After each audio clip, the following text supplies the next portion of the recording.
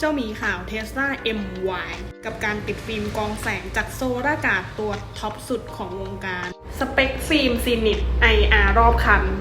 ผลิตโดยเทคโนโลยีการทับซ้อนประจุเซรามิก 9 ชั้นความหนาฟิล์ม 3 มิลลิเมตร ช่วยในเรื่องความปลอดภัยและกันความร้อนได้เป็นอย่างดี ทั้งนี้ยังช่วยสะท้อนความร้อนสูงสุดถึง 95% หรือที่เรียกกันว่าค่า IR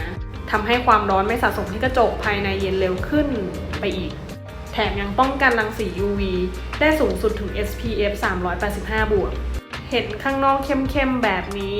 ภายในสว่างเคลียร์ตามที่ได้รับชมกันไปแล้วนะคะสำหรับรุ่น Zenith IR ก็จะเด่นในเรื่องของความเคลียร์ตามที่ได้แจ้งไปนะคะอีกส่วนหนึ่งคือที่ไม่ต้องกังวลเลยคือเรื่องของสัญญาณดิจิตอลนะตัวนี้ไม่บล็อกสัญญาณเลยสามารถใช้ได้สะดวกสบายทั้งคลื่น 4G 5G GPS หรือจะ Easy Pass ก็สบายใจหายห่วงนะคะเหมาะมากกับคนที่ชอบขับกลางคืนสายตาอาจจะไม่ค่อยสู้ดีเท่าไหร่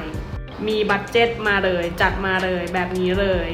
ยิ่งกลางคืนยิ่งขับดีนะคะสำหรับฟิล์มสเปคนี้รุ่นนี้ยังไงถ้าหากสนใจก็ติดต่อทางร้านมาได้ทุกช่องทางไม่ว่าจะเป็น Line แอด Facebook Messenger หรือทางโทรศัพท์แล้วก็ติดตามช่อง YouTube Channel ของทางร้านได้เลยนะอยากให้ทำคลิปอะไรออกมาบอกเลยจ้า